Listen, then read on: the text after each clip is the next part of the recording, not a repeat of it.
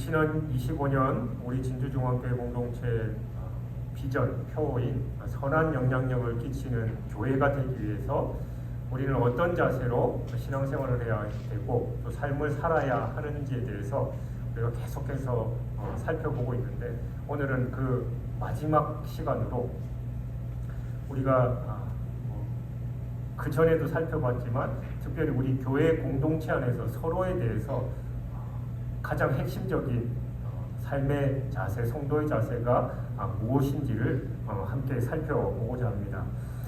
이 세상에 있는 교회들이 다 불완전한 사람들이 모여다 보니까 반드시 문제점이 있기 마련입니다. 우리 교회뿐만이 아니라 다른 교회도 다 마찬가지고, 이 사도 바울 당시 로마 교회에도 그런 문제가 있었습니다.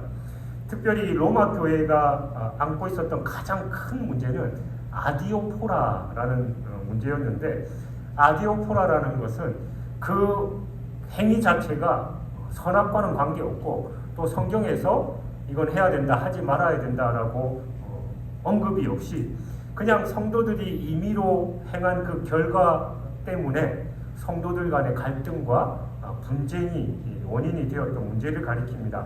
그러니까 로마 교회에 있었던 아디오포라 문제는 우상의 음식을 먹는 것과 또 절기를 지키는 것과 관련된 문제였습니다. 당시 로마 교회 성도들 중에는 시장에서 판매되는 그 대부분의 고기가 이방신에게 바쳐진 그 제물이었기 때문에 이를 이제 꺼림직하게 생각해서 아예 고기를 안 먹고 채식만 하는 사람들이 있었고, 또 유대교에 속해 있을 때처럼 안식일이나 어떤 절기를 특별한 날로 정해서 아주 중요하게 지키는 사람들도 있었습니다.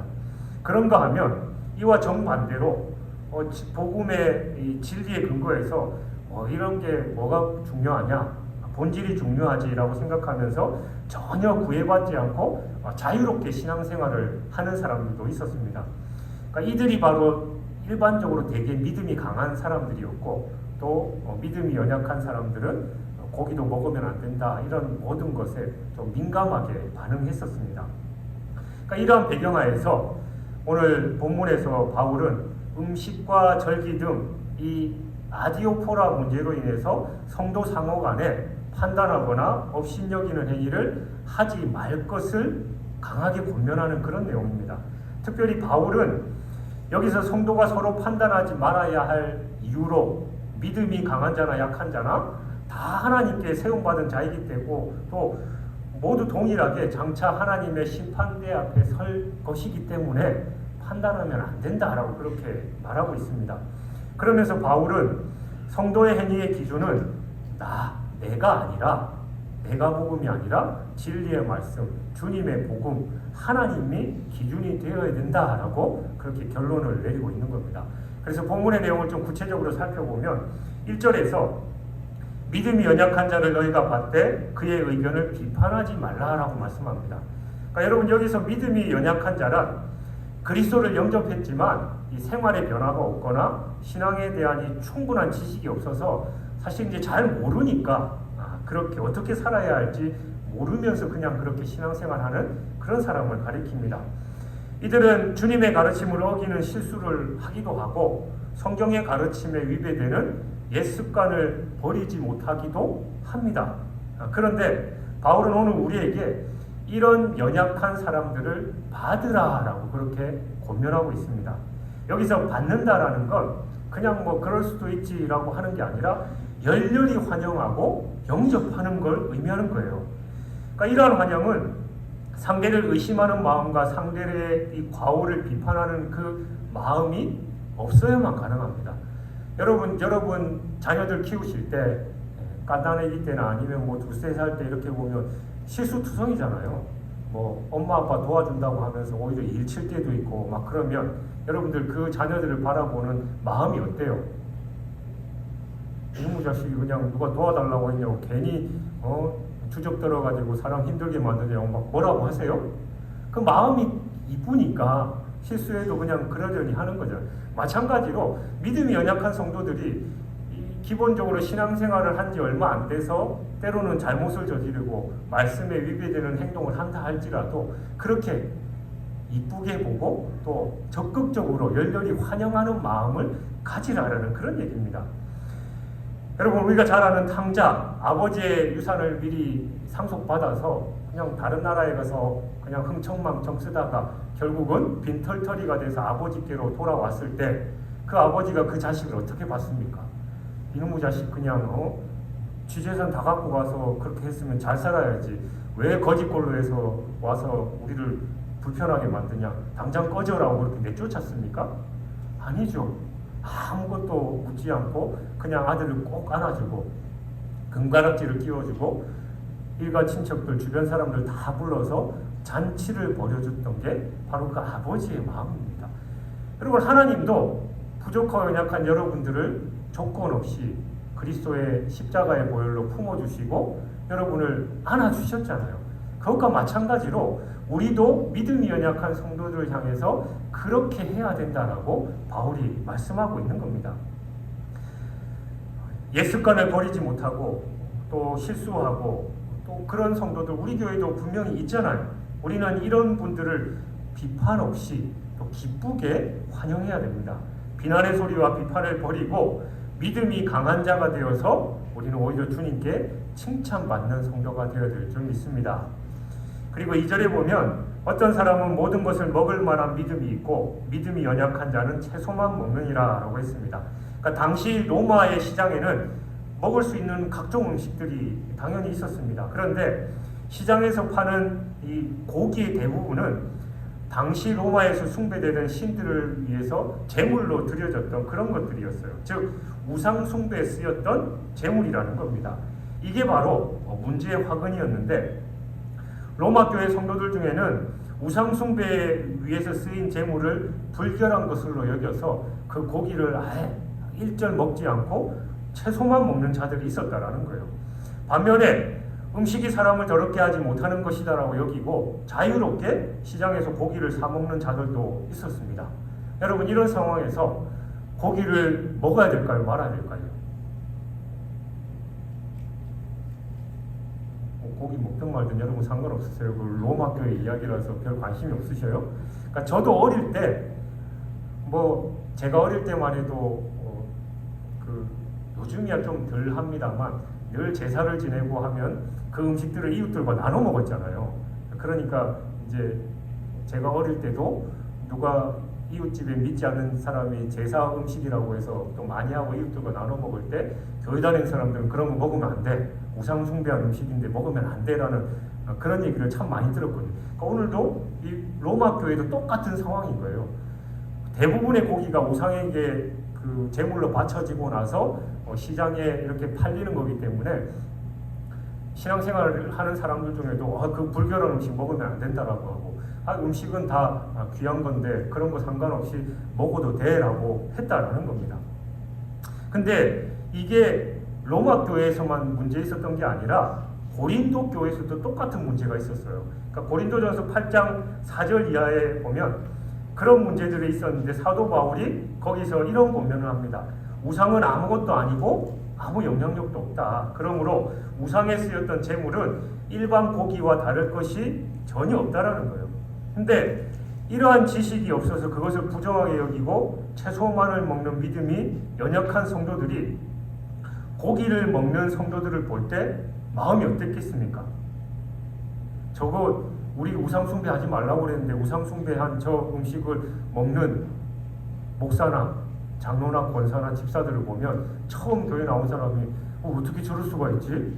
그런 생각을 할 수 있다라는 거예요. 그래서 실망하고 낙담할 수 있으니까 또 그들을 실족하게 할 수 있기 때문에 바로 바울은 그런 부분에 있어서 그게 만약에 문제가 되면 고기를 안 먹는 게 차라리 안 먹는 게 낫다라고 말씀을 하는 거예요.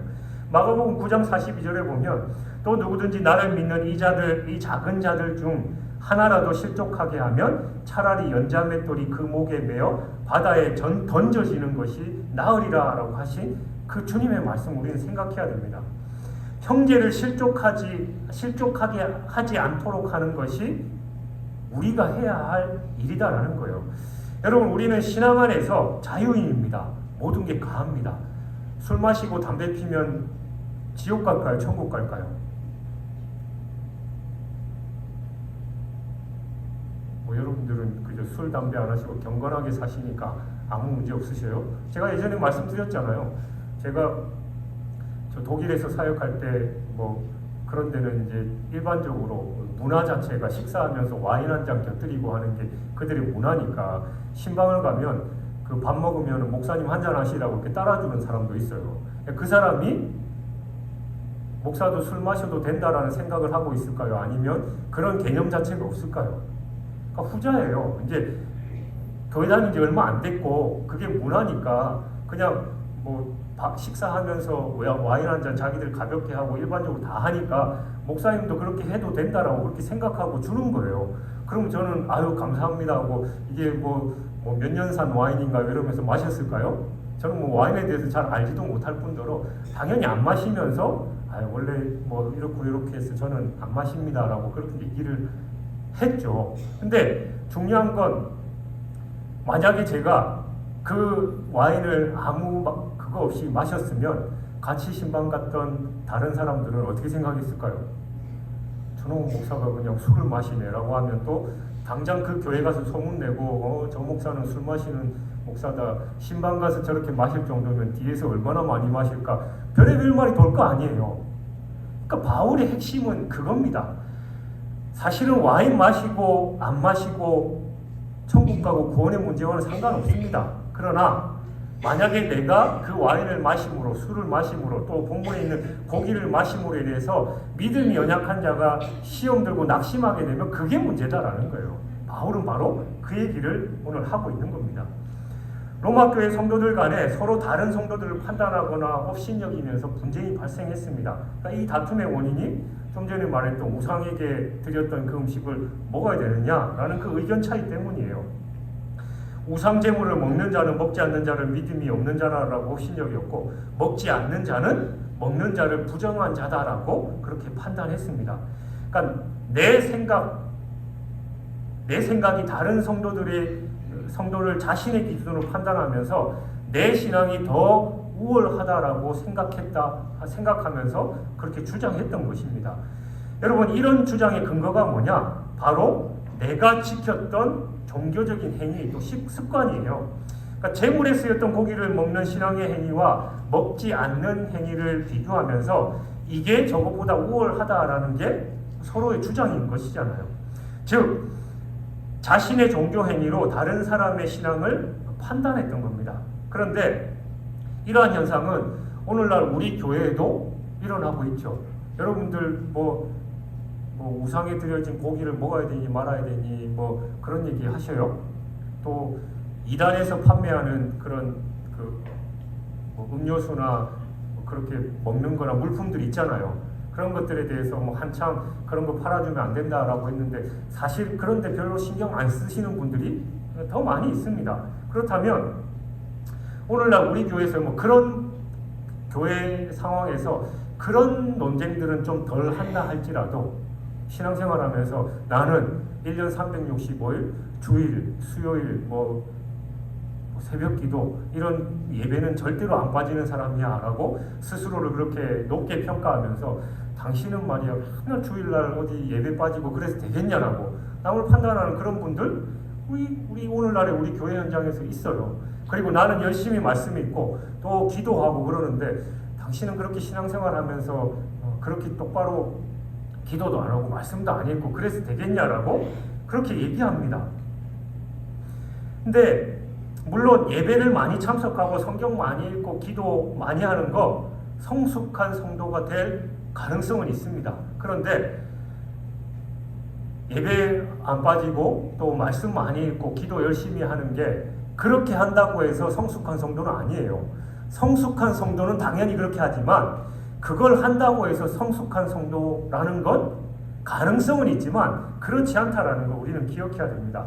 그러나 그들의 종교 행위가 그들에게 있어서 신앙의 우월감으로 자리하고 상대방을 판단하는 기준이 된다면 오히려 이들은 예수님께서 책망하신 바리새인과 서기관과 다를 게 뭐가 있냐라는 거예요.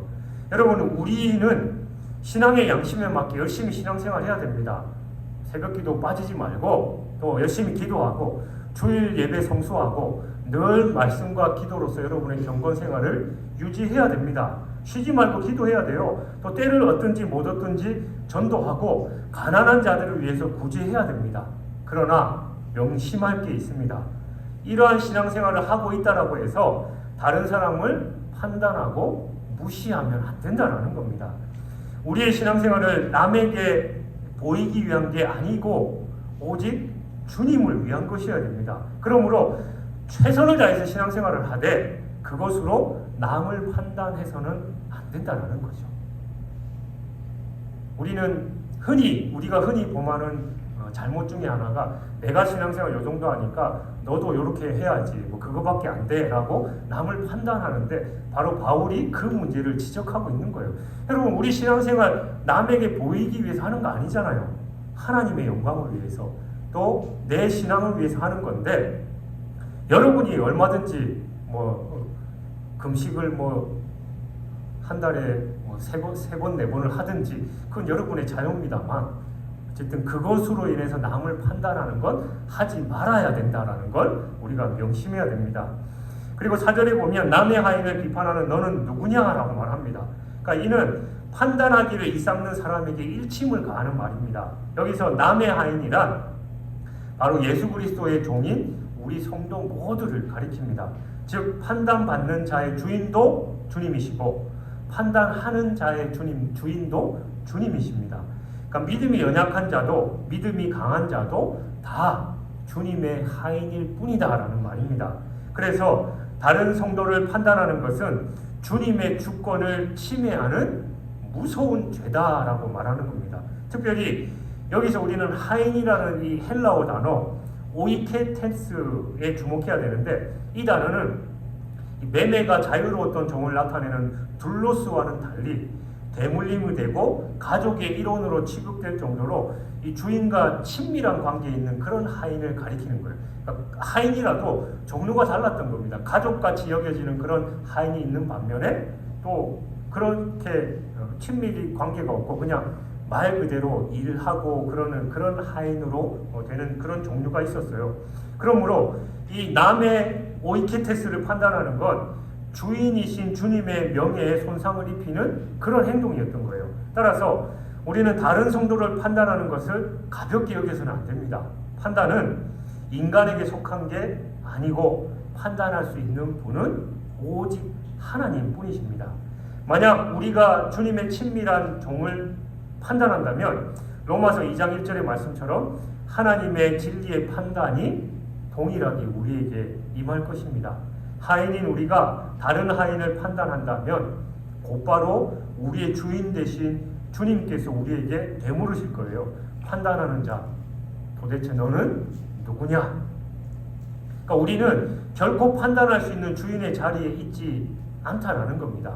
그러니까 우찌무라 간조의 말처럼 다른 성도를 판단하는 일은 남의 것을 훔치고 강간하고 또 살인하는 죄와 다를 게 없습니다.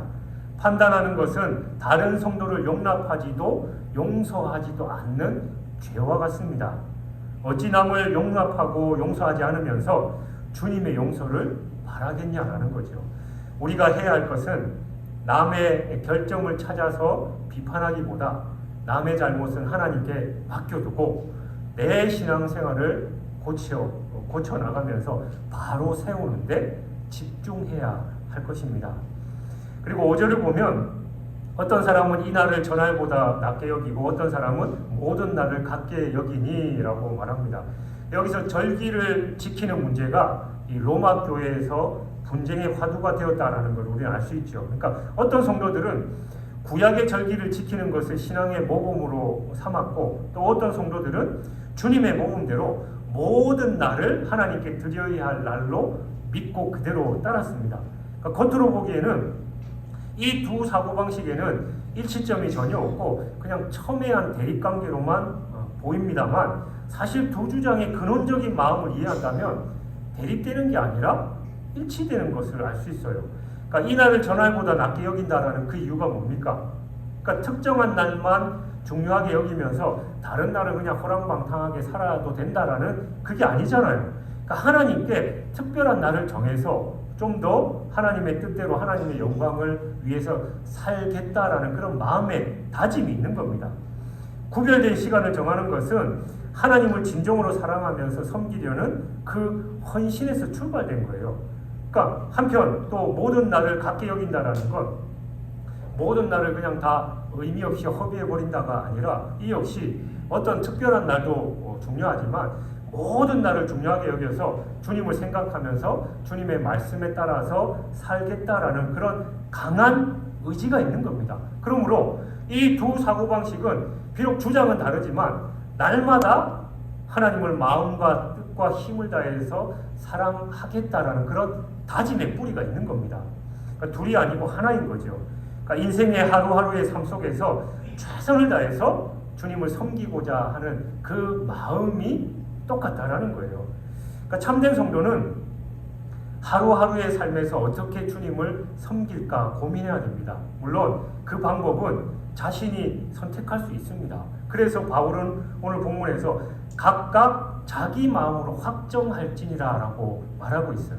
그러니까 신앙생활을 하다 보면 특별히 이제 목회를 하고 또 제가 여러 교회를 지나가다 보면 꼭 이제 단임 목회자의 목회 철학이라 거창하게 그렇게 말할 것까지 없지만 어쨌든 어떤 것에 중점을 두느냐에 따라서 교회 사역이나 절기를 지키는 정도가 달라요. 어떤 교회는 매 주일마다 성찬식을 하는 교회도 있고 저희 교회는 전후반기 부활주일, 추수감사주일에 합니다만 또 분기마다 하는 교회들이 있고 한 달에 한 번 하는 교회들도 있고 또 사순절이나 이런 절기들을 철저하게 지켜서 모든 성도들이 금식운동을 하고 그런 교회들이 있는 반면 그런 특별한 절기를 특별하게 강조하지 않고 늘 강조하는 그런 교회들이 있어요. 그러면 제가 지금까지 섬겼던 여러 교회들 보면 어떤 성도들 좀 그래요. 목사님, 왜 우리 교회는 절기를 안 지키는지 모르겠다고. 근데 절기를 안 지키는 교회가 어디 있어요? 그러니까 강조점이 좀 차이가 있는 거죠. 그러니까 그러면서 왜 절기를 안 지키고 그러냐. 그리고 3.1절, 8.15 광복절, 또 우리나라의 특별한 이 의미가 있는 그런 절기들에 대한 그런 설교를 왜 안 하는지 모르겠다. 그런 얘기를 하는 분들이 있어요. 물론 그런 것도 중요하지만 365일 52주가 다 중요하기 때문에 그에 맞는 말씀을 전하고 또 성도들로 하여금 그런 신앙으로 안내를 하는 겁니다. 그러니까 여러분 어떤 특별한 절기를 강조하는 것도 당연히 중요해요. 그리고 어떤 특별한 절기보다 평상시에 우리의 삶이 중요하다라는 강조하는 것도 중요합니다. 그래서 바울은 각각 자기 마음으로 확정할지니라는 말을 하는 겁니다. 둘 다 중요하니까 내가 원하고 내 신앙 스타일에 따라서 집중하면 된다라는 거예요. 그러니까 어떤 목사님들은 어제도 저희가 여기 성시화하고 어떤 그런 모임이 있어서 조찬 모임을 했었는데 그 바쁘신 어떤 목사님은 지금 이 모임을 하고 당장 서울로 가서 중간에 어디 갔다가 또 광화문에 집회하는데 가셔야 된대요. 그러니까 토요일날 그 바쁨에도 불구하고 그분은 가는 겁니다. 그게 중요하다고 생각하니까 저 같은 경우는 불러주지도 않지만 저는 토요일날 서울까지 갈 필요 없다라고 생각하는 사람이고 그러니까 누가 옳고 그름을 따라서 자기가 생각하는 거 각각 내 마음에 맞는 그런 신앙생활을 하는 거예요. 왜냐하면 둘 다 잘못된 게 아니기 때문이에요. 하나님의 영광을 위해서 또 하나님께서 기뻐하시는 그것을 하기 위해서 내가 중심을 다해서 한다라는 게 퇴색되지 않는 한 각각 마음대로 여기서 마음대로가 그냥 네 마음대로 아무렇게나 하라는 게 아니라 정한 대로 하라라는 게 바로 바울의 말입니다. 여러분 하나님은 우리의 중심을 보시잖아요. 내가 이런 일을 하면서 하나님의 뜻이 이것인데 그 중심이 다른 데가 있으면 하나님은 이 일을 받으시지 않아요. 그러나 내가 다른 일, 저런 일을 한다고 하면서 내 중심이 바로 서 있으면 하나님은 그 마음을 받으신다는 겁니다.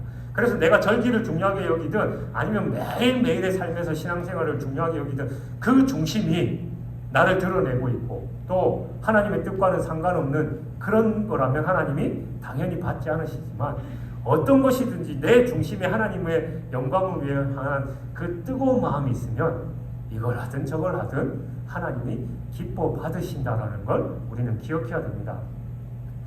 그러니까 바울 당시에 로마 교회 내에서는 요즘에는 별 주목받지 못할 문제를 가지고 심각한 논쟁이 벌어졌습니다.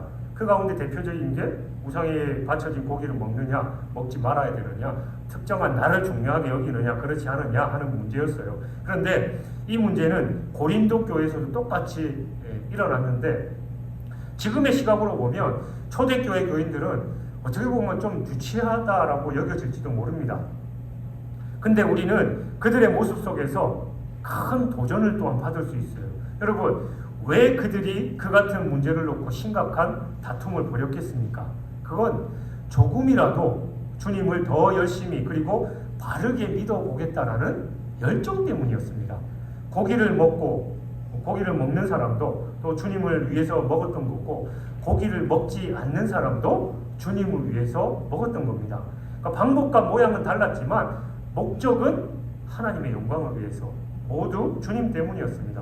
그러니까 바울은 이와 같은 모습을 보면서 아주 자신 있게 말하고 있습니다. 7절 8절에 우리 중에 누구든지 자기를 위하여 사는 자가 없고 자기를 위하여 죽는 자도 없도다.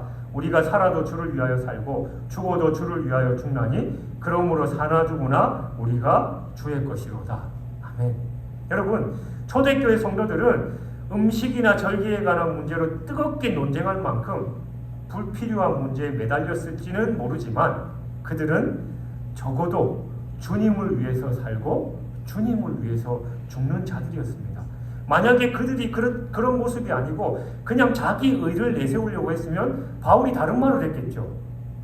너네 그런 식으로 하면 안 된다. 하나님의 영광을 위해서 해야지. 너 의를 내세우면 안 된다라고 얘기했겠지만, 바울이 7절 8절에 이 말을 했던 건 너네가 이렇게 하는 그 마음 내가 다 안다.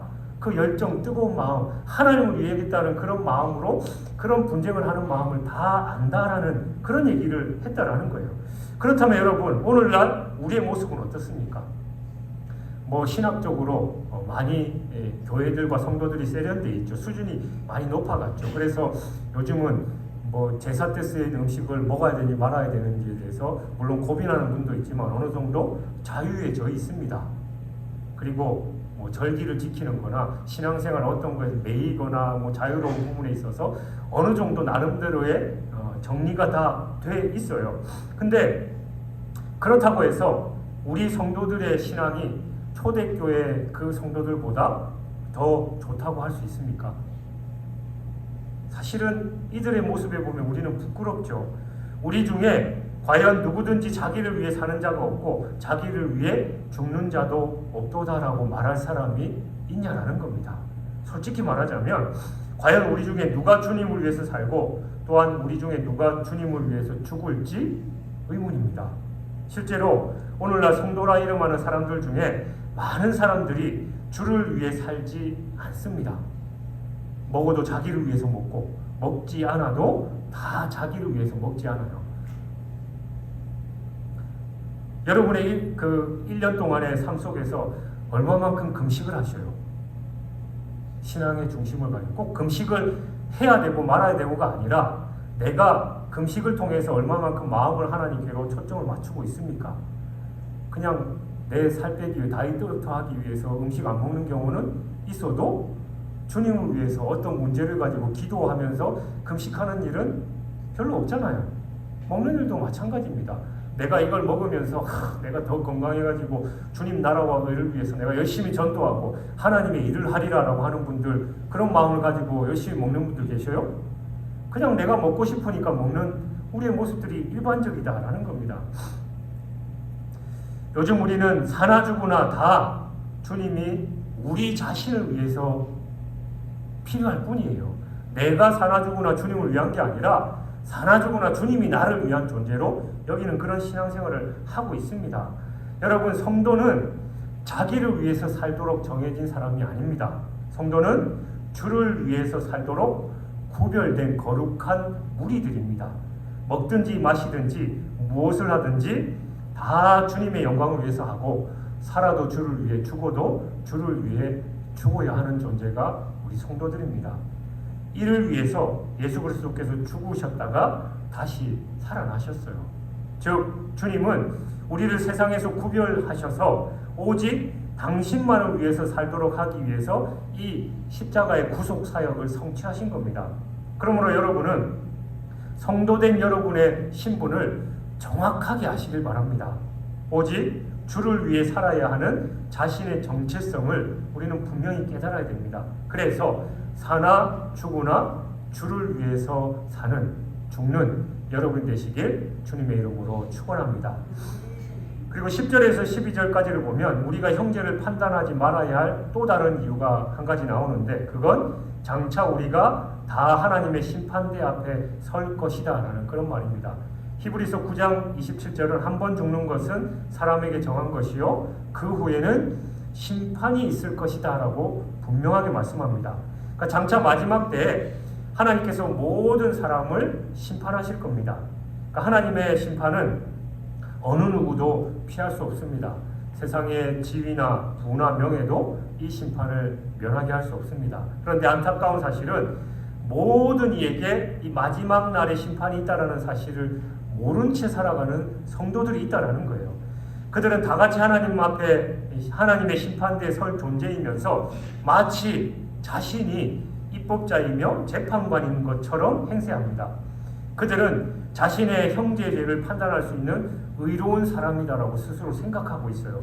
그런데 이처럼 큰 착각도 없는 것이죠. 인간은 누구도 다른 사람을 판단할 자격이 없습니다. 왜냐하면 모든 사람이 다 죄 아래에 있기 때문입니다. 인간은 하나님의 은혜와 자비를 바라야 할 존재일 뿐이지 다른 사람을 판단할 만한 위치에 있지 않습니다. 만일 누가 다른 사람을 판단해서 정죄한다면 그는 하나님의 주권을 침해하는 월권행입니다. 물론 이는 사법부의 법적 판단을 두고 하는 그런 말이 아닙니다. 다만 성도들이 다른 성도의 신앙을 판단하고 정죄하는 걸 말하는 거예요. 여러분, 하나님은 우리를 다른 형제를 판단하는 재판장으로 세우지 않으셨습니다. 11절과 12절에서 보듯이 우리 모두는 하나님 앞에서 무릎을 꿇고 각자 자기 일을 하나님께 직고해야 할 그런 존재입니다. 그러니까 형제를 판단하고 정죄하는 것은 있어서는 안 될 일이에요. 그러니까 주님께서는 반드시 판단하는 자들에게 그들의 행실이 기록된 책을 펴시고 형제를 판단하는 자들아 너희는 형제를 판단하지 말라라는 말씀을 거역하더냐. 너희가 어찌하여 형제의 눈 속에 있는 티는 보고 내 눈 속에 있는 들보는 깨닫지 못하느냐라고 물으실 겁니다. 주님의 이 물음에 누가 감히 자신의 의를 나타내면서 형제의 죄를 고발할 수 있겠냐라는 겁니다. 여러분, 형제를 판단하는 자는 외식하는 자이고 거짓말하는 자이고 하나님을 사랑하지 않는 자다라고 성경은 말씀하고 있습니다. 그들의 마음은 형제를 미워하는 것과 신앙의 우월감으로 가득 차 있을 뿐이다라는 거예요. 그들은 자신을 의인으로 여길지 모르지만 정작 그들은 하나님의 심판대 앞에서 자신들이 정죄했던 그 사람들과 함께 서야 할 존재에 불과합니다. 남을 헤아린 그것으로 인해서 결국에는 자신이 하나님께로부터 헤아림을 받게 된다라는 것을 모르면서 사는 정령 어리석은 자들입니다. 그러니까 우리는 이런 어리석음을 범하지 말아야 됩니다. 우리가 신앙생활하면서 남을 비판하고 판단하는 경우가 얼마나 많이 있어요. 마음속으로 뿐만이 아니라 심지어는 입 밖에 내놓기도 하잖아요.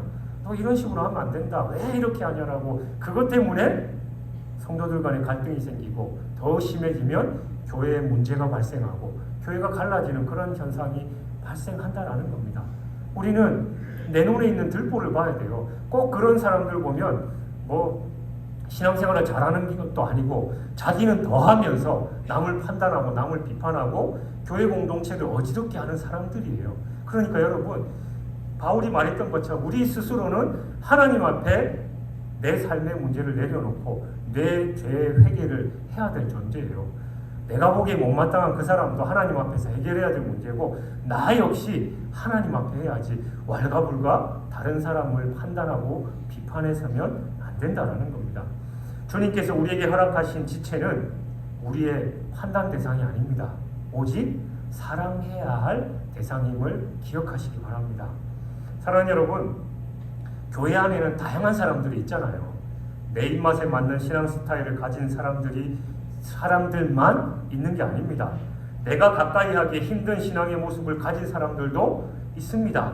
또한 성경에서 명확한 답을 찾을 수 없을 뿐만이 아니라 내 신앙으로는 도저히 받아들일 수 없는 신앙생활을 하는 사람들도 분명히 있습니다. 이들을 만날 때 여러분은 여러분의 잣대를 가지고 그들을 판단하고 비판하고 계시지는 않습니까? 오늘 본문은 우리에게 분명히 말씀합니다. 형제들을 판단하지 말고 그들을 영접하라. 그러니까 이것이 주님께서 명하신 이웃사랑의 실천적인 한 덕목입니다. 여러분 생각해 보십시오. 이 실천적인 주님의 말씀을 우리가 그대로 지킨다면 우리 교회가 얼마나 아름다워지겠습니까? 우리의 실천으로 주님의 나라가 이루어진다라고 하니 또 얼마나 가치 있고 기쁜 일이겠습니까? 그러므로 여러분 모두가 믿음에 연약한 성도들을 비판하지 않기를 바랍니다. 그리고 내 잣대로 다른 사람을 판단하거나 비판하지 않기를 바랍니다. 그들을 환영하는 주님의 따뜻한 가슴으로 그들을 맞이하시기 바랍니다. 그러니까 우리를 위해서 오래 참으시는 주님처럼 연약한 성도가 성장할 때까지 참고 기다려 주님의 아름다운 나라를 더욱 확장시켜 나가야 합니다. 그럴 때 우리 교회 공동체 안에서 선이 이루어지고 또 덕이 세워지는 것이지요. 못마땅할 수도 있고 그것 때문에 여러 사람이 불편해질 수도 있습니다. 물론 필요할 때는 선의의 충고, 조언도 해야 되지요. 중요한 건 우리의 마음 중심입니다. 그를 판단하고 비판하는 대상으로만 보면 그 말에 가시가 있지만 진정 사랑하는 마음이 있다면 말 그대로 권유와 충고와 조언으로 그 상대방도 받아들일 겁니다. 그럴 때 우리 교회 공동체 안에서 서로를 사랑하는 선이 이루어지고 또 덕이 세워짐으로 말미암아 하나님께서 기뻐하시는 공동체 모습이 될 줄 믿습니다. 그러면 우리 교회에 좋은 소문이 날 것이고 또 많은 사람들이 우리 교회를 통해서 하나님께 돌아오고 하나님께 영광 돌리는 놀라운 역사가 일어날 줄 믿습니다. 그런 삶을 사는 여러분들 그리고 우리 진주중앙교회 공동체가 되시길 주님의 이름으로 축원합니다.